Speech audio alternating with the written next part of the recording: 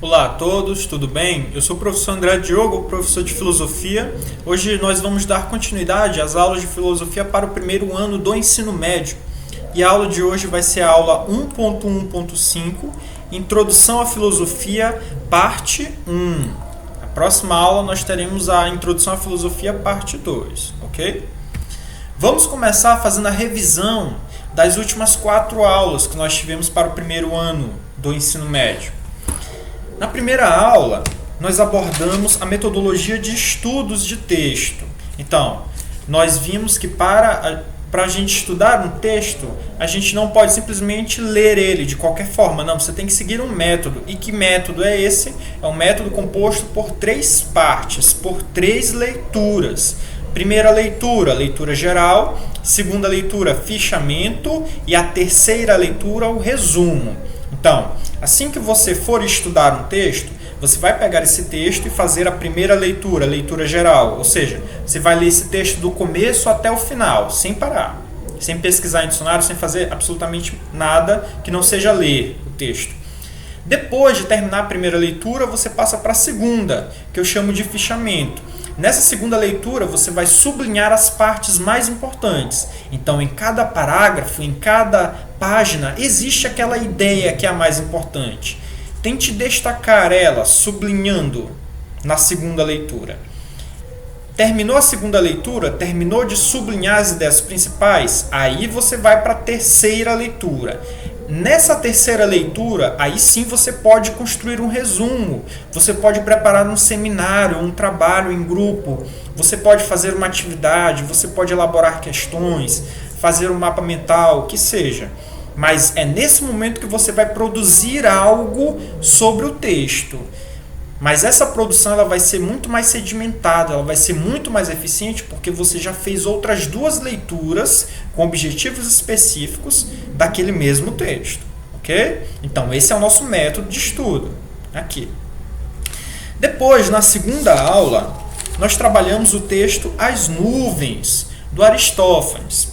Então nós vimos que esse texto As Nuvens foi escrito por um comediógrafo grego muito importante chamado Aristófanes. O principal personagem dessa comédia, As Nuvens, o principal personagem é Sócrates. Só que o Aristófanes, o autor da comédia, não coloca Sócrates como um filósofo, como um sábio, como aquela pessoa, aquele cidadão de Atenas que ia nas praças, que andava pelas ruas questionando as pessoas. O Aristófanes coloca o Sócrates como alguém que vive em um local chamado pensatório, que é como se fosse uma escola. Só que nesse local, o Sócrates, para ensinar aos outros, ele cobra dinheiro dos outros para passar a eles os seus ensinamentos. E isso, na época, não era algo próprio dos filósofos, era algo próprio dos inimigos dos filósofos, como eles eram chamados, os sofistas, que eram de certa forma inimigos dos filósofos. Então, enquanto o filósofo buscava a verdade sem cobrar nada por isso, o sofista cobrava pelos seus ensinamentos e ensinava que não existia verdade absoluta. A minha verdade pode ser diferente da sua verdade. Esse é o ensinamento dos sofistas. A questão cômica nessa comédia está justamente aí. Então, seria a mesma coisa que afirmar que, vamos imaginar, um jogador de futebol que é do time, que sempre foi do time do Flamengo, que sempre torceu para o Flamengo. Acredito que o Zico, né? Acho que vocês conhecem o Zico. Então, vamos imaginar que daqui a alguns anos, um comediante, uma pessoa que faça stand-up, fale em uma piada que o Zico não era flamenguista, que ele era vascaíno. É esse mesmo sentido que o Aristófanes está falando na sua comédia. Ele está dizendo que o Sócrates não é filósofo, que o Sócrates é sofista. Okay? Então essa é a ideia central lá da comédia As Nuvens. Mas por que eu trouxe essa comédia As Nuvens aqui para a gente tratar dessas primeiras reflexões sobre a filosofia? Porque nos tempos atuais nós sempre falamos, ou sempre ouvimos as pessoas falando que a filosofia ela não tem absolutamente nenhuma preocupação com a realidade, que o filósofo é aquele que vive viajando na maionese, que o filósofo vive nas nuvens. E o que eu estou mostrando aqui por meio do texto do Aristófanes, por meio da Comédia das Nuvens, é que essa ideia de que o filósofo vive descolado da realidade, que ele vive nas nuvens, é algo que já existe há mais de 2000 anos. É algo que existe praticamente desde o surgimento da filosofia lá na Grécia Antiga. Então a ideia de que o filósofo é aquele que vive nas nuvens não é uma ideia atual, é uma ideia muito antiga. E essa ideia pode ser criticada por nós. Será mesmo se o filósofo ele vive descolado da realidade? Então, isso é um problema. Isso é algo que nós devemos problematizar, até em termos atuais. Então, será se o conhecimento que a gente estuda aqui, o conhecimento filosófico, ele não tem nenhuma utilidade, nenhuma serventia? Ele não pode contribuir em absolutamente nada para o nosso cotidiano, para a nossa realidade? Então, essa é uma problematização que eu quis trazer para vocês a partir de uma comédia do Aristófanes chamada As Nuvens. Depois, na nossa terceira aula, nós trabalhamos uma investigação parte 1. Então, o que consiste essa investigação? Consiste no fato do próprio aluno estudar o texto, dele mesmo fazer uma pesquisa, fazer uma investigação. Eu dividi essa investigação em duas partes. Na nossa terceira aula, nós vimos a parte 1 dessa investigação. O que nós fizemos na parte 1? Nós começamos a aplicar aquele método que a gente viu lá na primeira aula. Então, o método é composto por 3 partes. Na investigação parte 1, nós vimos o primeiro passo do nosso método e o segundo passo. Ou seja, eu pedi, em relação ao texto que eu coloquei para vocês, que vocês fizessem o seguinte: primeiro, fizessem uma leitura geral sobre o texto; segundo, que fizessem um fichamento ou sublinhassem as partes mais importantes do texto. Então, isso foi a investigação parte 1. Na nossa quarta aula, nós trabalhamos a investigação parte 2. Em que consistiu a investigação parte 2? Você ia apenas, primeiro, reler aquilo que você já tinha sublinhado na aula anterior em relação ao texto que eu passei. Então, o texto que eu passei na terceira aula, você leu e depois você sublinhou. Na quarta aula, eu pedi que você lesse apenas aquilo que você sublinhou e depois construísse um resumo. Mas, novamente, você não vai construir um resumo lendo o texto todo novamente. Você não vai perder o seu precioso tempo com isso. O que você vai fazer? Você vai construir o seu resumo apenas a partir daquilo que você sublinhou. Então, dessa forma, fica muito mais fácil de você construir um resumo sobre um texto. Ok? E, finalmente, agora, nós passamos para a nossa quinta aula. Então, nossa quinta aula é Introdução à Filosofia, parte 1. A gente vai começar essa nossa aula falando da ideia da atitude racional. Então, vamos tentar compreender o que significa atitude racional em relação à filosofia.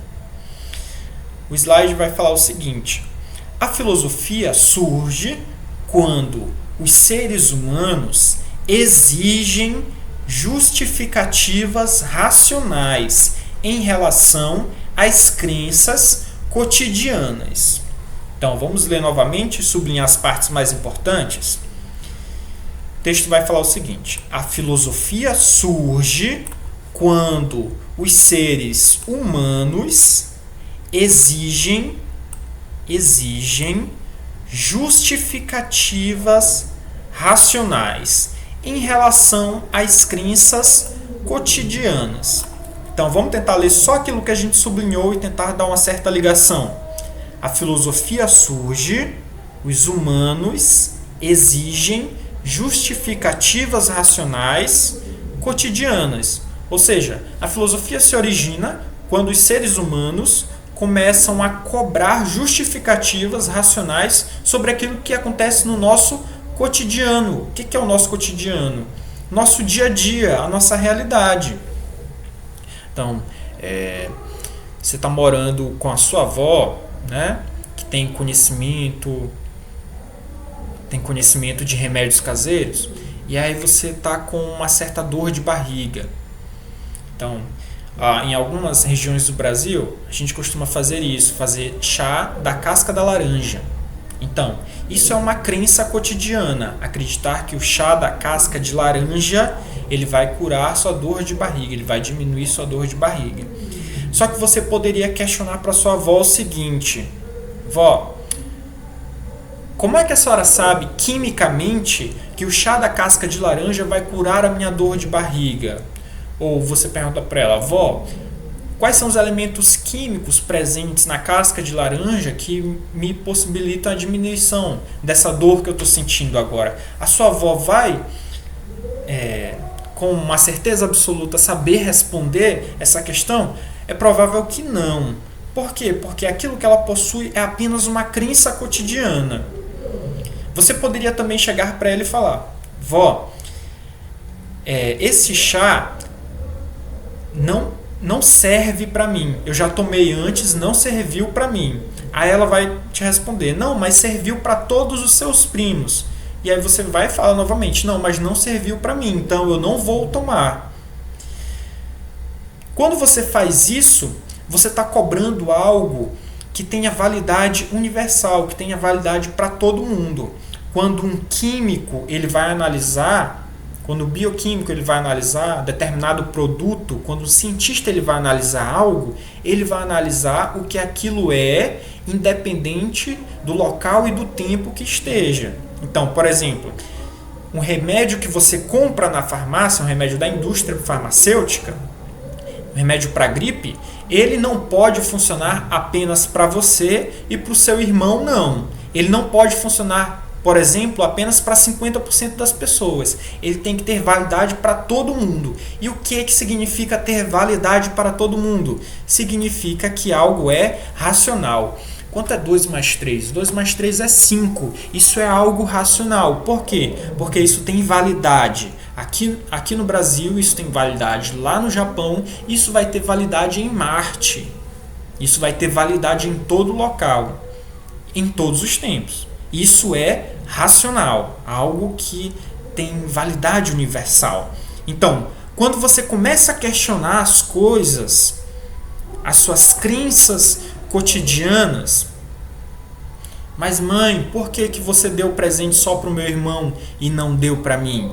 Então, quando você começa a fazer esses questionamentos simples, que a gente observa, por exemplo, nas crianças que ficam perguntando por quê, absolutamente sobre tudo.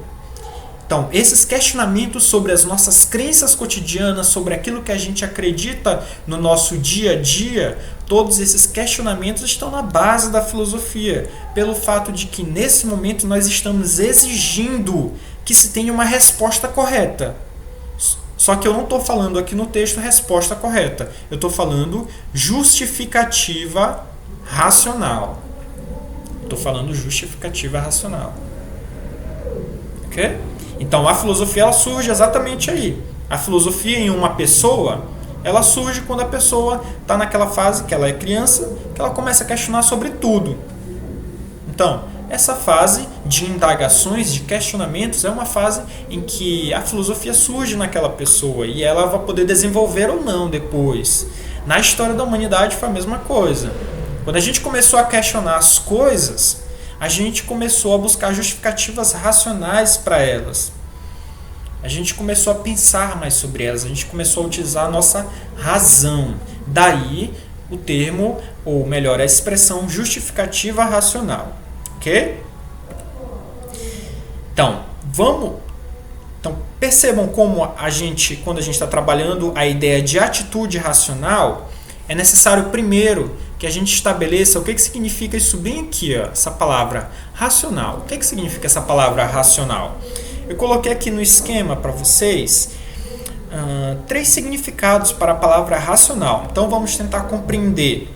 A gente vai ler primeiro tudo, depois a gente volta para discutir, ok?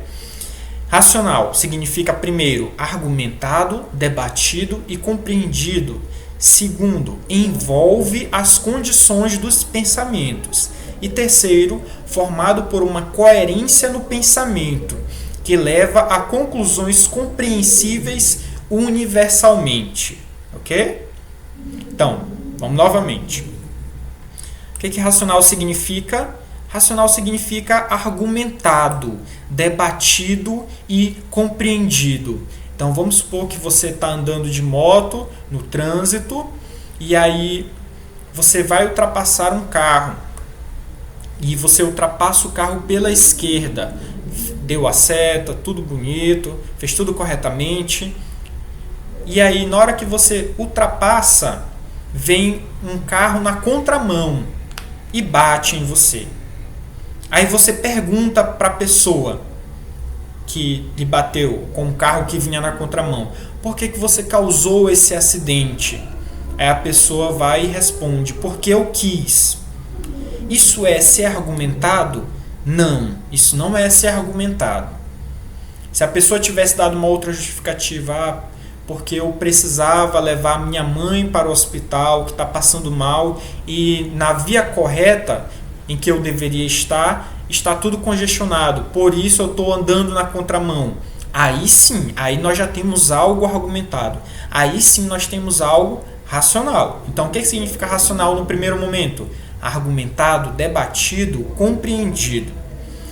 Depois, racional envolve as condições dos pensamentos.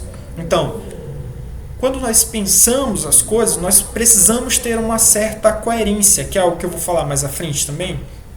Mas primeiro, a gente precisa estabelecer algumas condições para os pensamentos.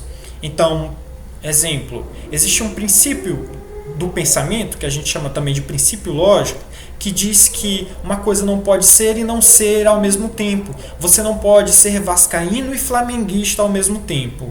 Isso é uma contradição lógica. Isso é racional? Você afirmar que você é vascaíno e flamenguista ao mesmo tempo? Não. Você afirmar que você está almoçando e que você não está almoçando ao mesmo tempo. Isso também não é racional, ok? Então, racional também significa algo ligado ao pensamento, ou melhor, às condições em que nós pensamos. E por último, racional também é formado por uma coerência no pensamento que leva a conclusões compreensíveis universalmente, ou seja, para todo mundo. Então, o que é coerência?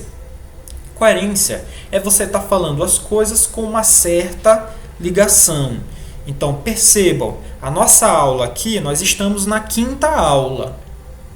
Se a aula anterior fosse a 8ª aula, isso teria coerência? Não. Tá?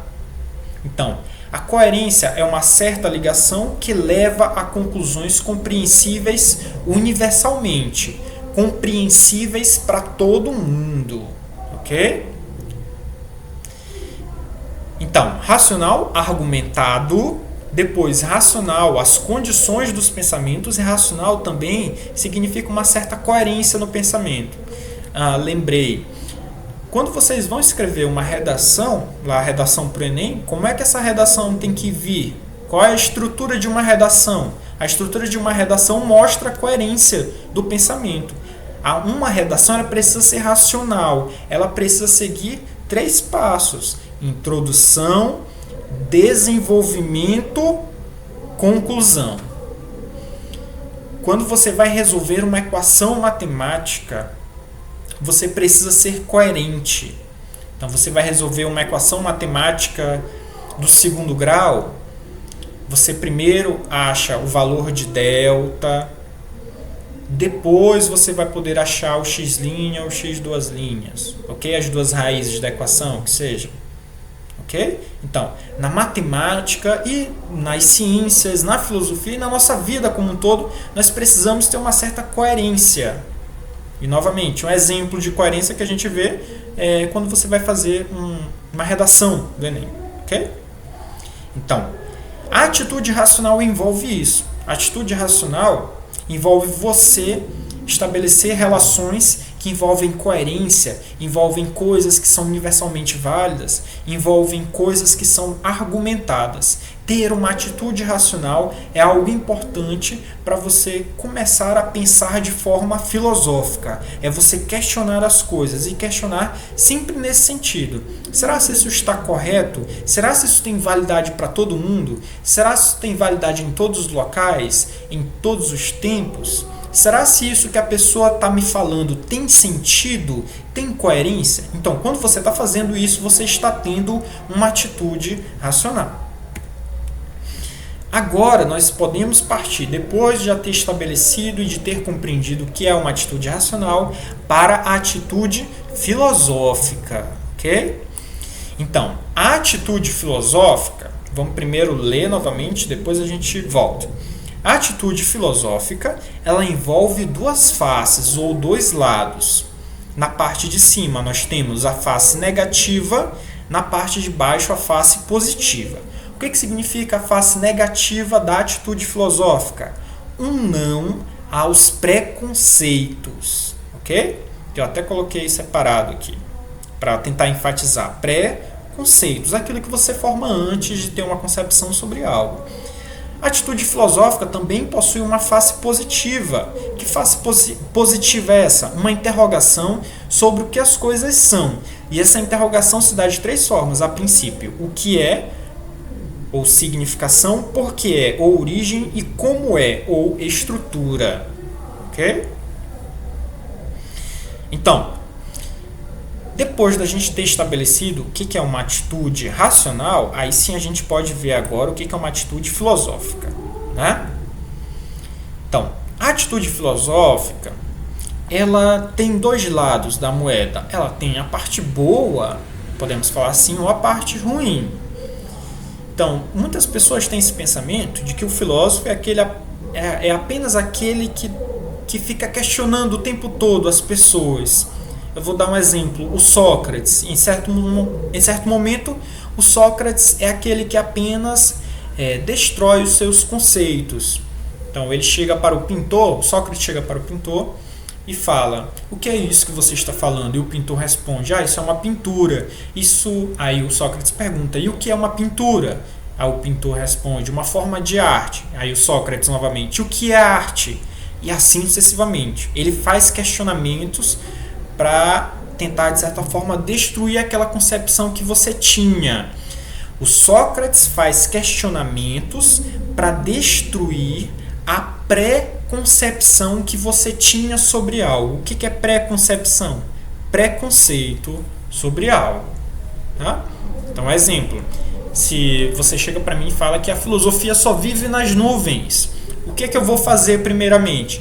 Eu vou fazer algo negativo da filosofia, no sentido de quase destruir aquilo que você está me falando. Eu vou ficar fazendo várias perguntas para tentar destruir aquilo que você está falando, para tentar, de certa forma, combater aquilo que você já concebe anteriormente a uma reflexão, ou seja, aquilo que você tem como um pré-conceito.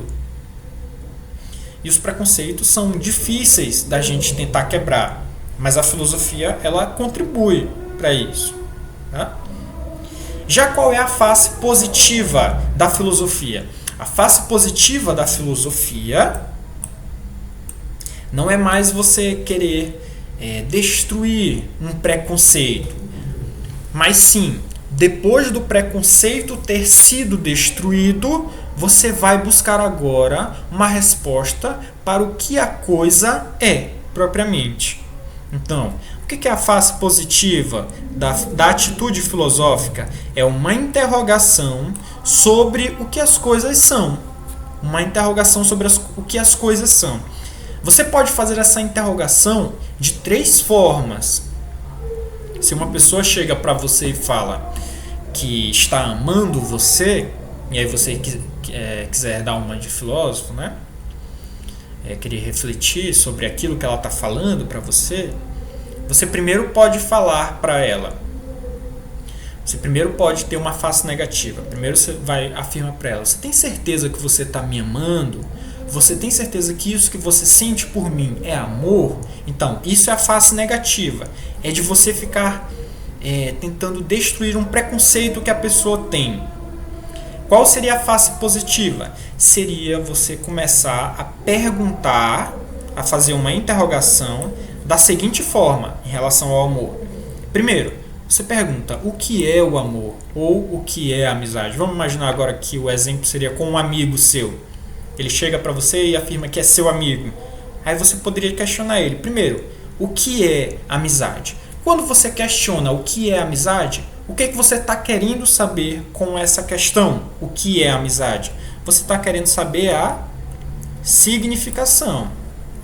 Tá? Você está querendo saber a significação.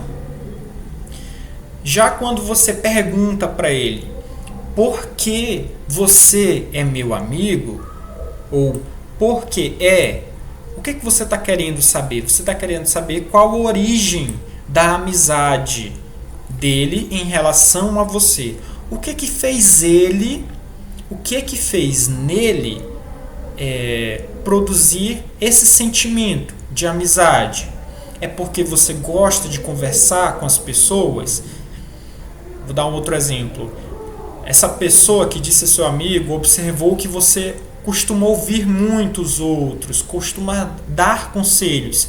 E aí foi nesse momento que se originou a amizade nele. Então, se ele for questionado por que você é meu amigo, ele vai responder: porque eu observei que você é uma pessoa que escuta muitos outros.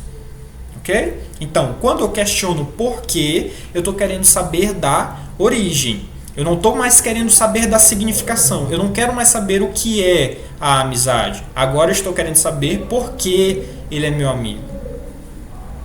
Ou ainda, por que a amizade existe. Tentem pensar nisso. Por que a amizade existe? Existe uma certa concepção que diz que o ser humano é um animal político, é um animal social, é um animal que precisa se relacionar com os outros. Então, exemplo, mesmo durante a pandemia que nós estamos tendo em 2020, as pessoas utilizam o celular, o computador para se comunicar com os outros.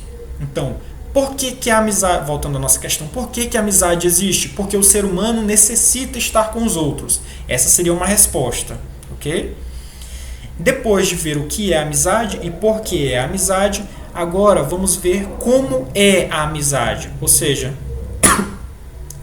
qual a estrutura da amizade, como um amigo se relaciona com os outros.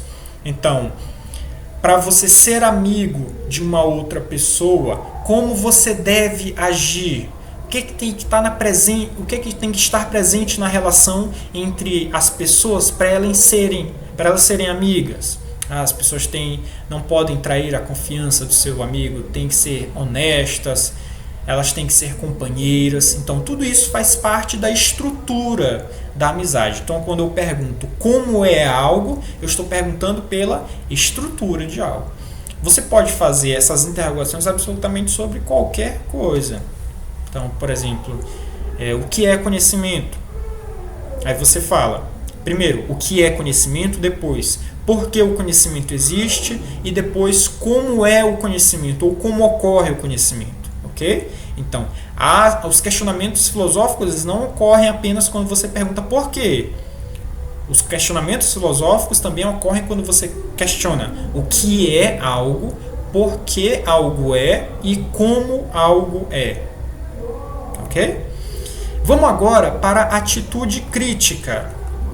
Então, a atitude crítica, ela envolve também um pouco da atitude racional e da atitude filosófica. Mas vamos tentar considerar apenas agora sobre a crítica. Então, o que significa crítica?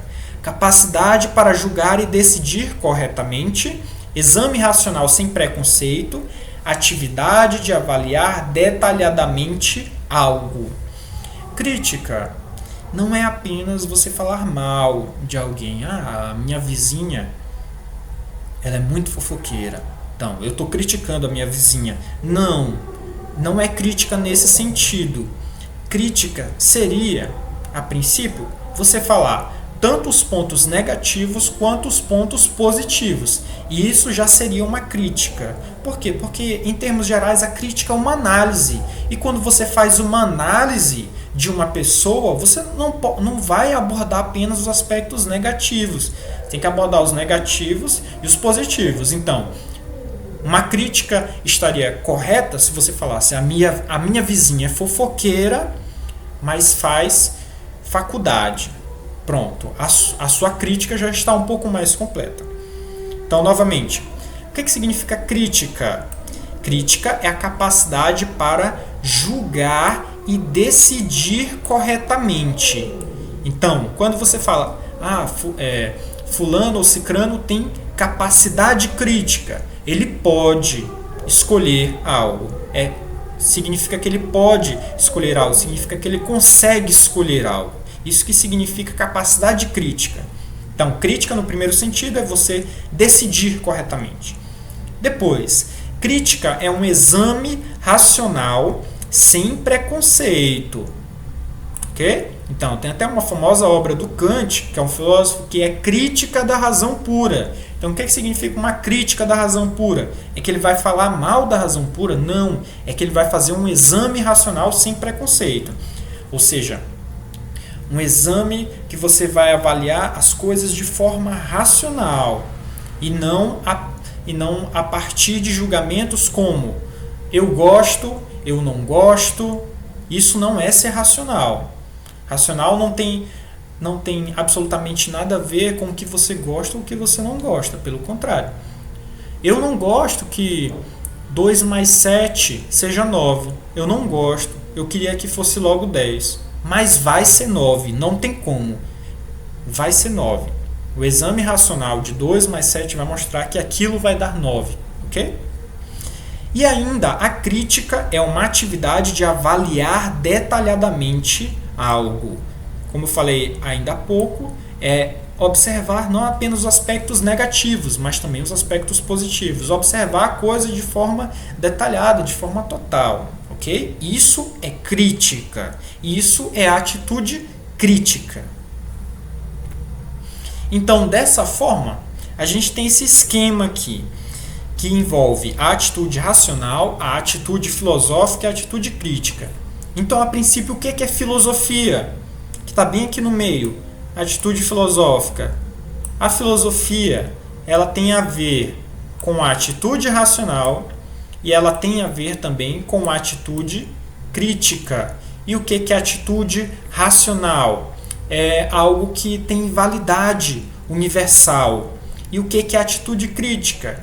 É quando você avalia detalhadamente algo, não só os aspectos positivos, mas também os positivos, podemos falar assim. Então, a atitude filosófica vai envolver as duas coisas. Então, a partir de agora, nas nossas aulas de filosofia, a gente vai estar colocando em prática isso o tempo todo. A gente vai estar desenvolvendo os nossos argumentos de forma sempre racional e de forma crítica. Então, se eu pedir para vocês me justificarem se a frase do Sócrates, só sei que nada sei, ela é importante para a filosofia, se eu perguntar, a frase só sei que nada sei é importante para a filosofia? Aí você vai e responde sim. Isso é racional? Isso está sendo totalmente justificado? Não. Você tem que justificar. Racional é você justificar algo. Já se eu perguntar para você, faça uma crítica da frase só sei que nada sei. Você não pode falar apenas os aspectos negativos desta frase. Você tem que fazer uma análise completa dela. Então, isso a gente vai aplicar em várias situações, em vários conceitos, no conhecimento, quando a gente vai estudando conhecimento, política, arte, lógica. Sempre a gente vai estar aplicando esse esquema aqui. Sempre a gente vai ter por base que a filosofia, a atitude filosófica, melhor dizendo, ela envolve uma atitude racional e uma atitude crítica. Ok? Então nós temos aqui a referência ao livro Iniciação à Filosofia, da Marilena Chauí. Qualquer dúvida ou comentário vocês podem deixar na caixa de comentários aqui do YouTube, ou vocês podem me mandar um e-mail, ok? Obrigado e até a próxima aula.